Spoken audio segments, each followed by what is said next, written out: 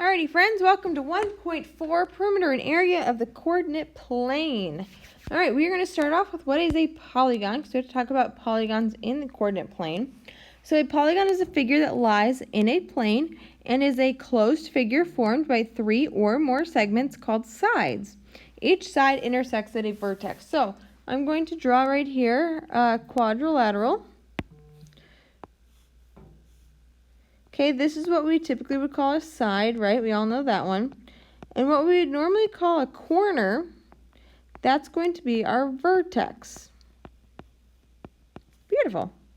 All right, next we're talking convex. Now, convex and concave are opposites.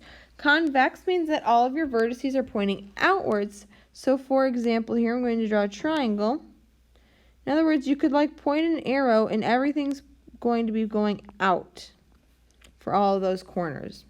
Versus a concave one is when all of your vertices are going to be, or at least one vertex is pointing inwards. So it's like someone just smooshed this one inside. It's forming a cave right here. So think concave forms a cave. Okay? Equilateral. Equilateral is when all sides are equal. The most famous equilateral, as we know, would be a square. That is when on all of your sides are the same length. Now you can do this with any polygon. So if we had a triangle here, all sides would be the same. Remember, we denote that things are congruent or the same length using these little lines right here. If we had something that had two lines, for example, let's go down here when we're talking equiangular. If I had a rectangle, all of my angles are 90 degrees. But these two sides here are going to be different than this side. So those are denoted with different amounts of lines. Okay, again, equiangular means all angles are equal. Angular, angles. Next is rectangle or regular. Regular is when all sides and angles are equal. So again, our most famous regular one is going to be a square. With a square, all sides are the same, but all angles are also the same. They're all 90 degrees. But you could do this with anything. For example, here, if I were to do a, let's do a hexagon. Oh boy, I'm going to try and make these all similar. This is definitely not perfect. But you kind of get the idea. All of your angles are the same, and all of your sides are going to be the same. Okay? Here's where you may want to pause the video. These are the names of them. I'm not going to list them. You can just go ahead and write them down. The one I do want to talk about is end sides. So an example here would be anything over 13 or more sides. So, for example, 23 sides. If I had a 23-sided figure, I'm going to call this a 23gon. I don't recommend you try and draw a 23-sided figure because you'll be sitting there for a long time attempting to do this. All right, last little bit of notes here is our area and perimeter formulas. Perimeter of a triangle is just adding up all three sides. When we're talking area of a triangle, usually you're going to have a base. So this right here is going to be my base. And the height is going to be from the base perpendicular up to the tallest point. That's my height. Square, all sides the same, so we just label each side S. Perimeter is 4S. Area is your side squared. Rectangle is very similar. We have a nice little rectangle here.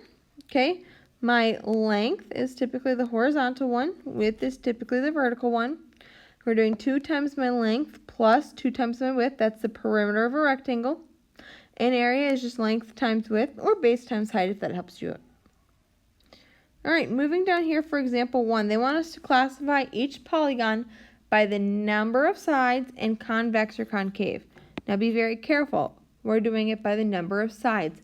These are those words that we just paused on up above, so keep those in mind. All right, let's count how many sides this has. 1, 2, 3, 4. A 4-sided figure we call a quadrilateral. Okay, and now we're going to look, is it a convex or concave?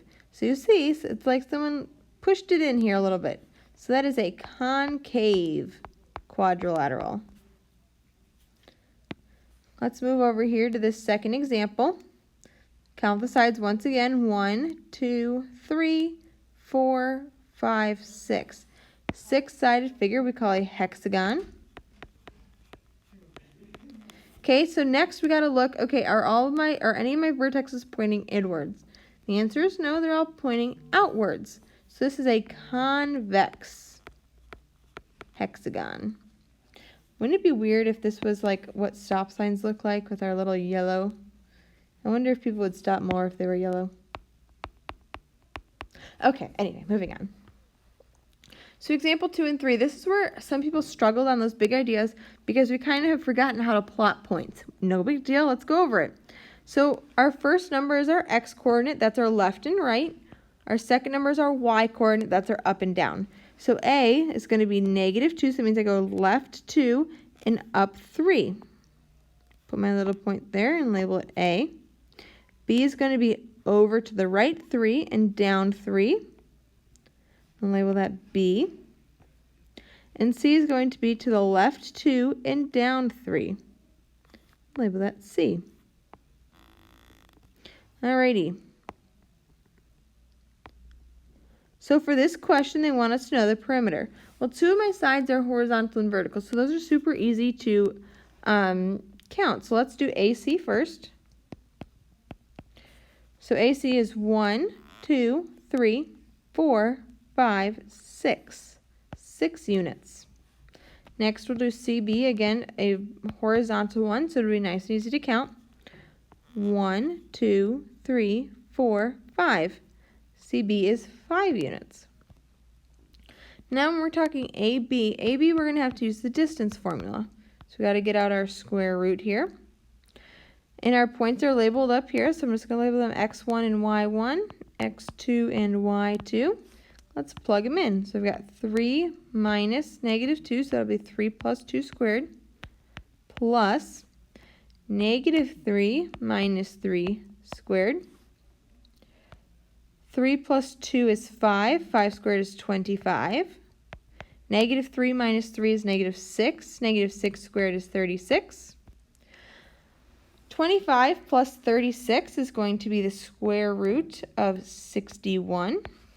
When I type that in my calculator, the square root of 61 as a decimal is going to be approximately 7.8.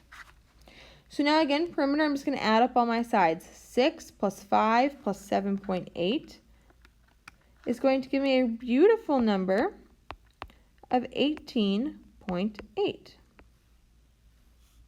units. All right, let's do example 3 here. We're going to find the area of this triangle. So again, first thing we have to do is plot the points. So D is 1, 3. So I'm going to go to the right 1 and up 3 units. That's our D. E is going to be to the right 4 and down 3. And F is going to be to the left 4 and down 3. All right. Again, just color them in here.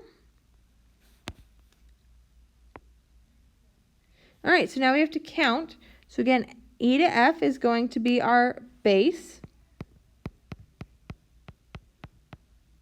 And then D, straight down, is going to be our height.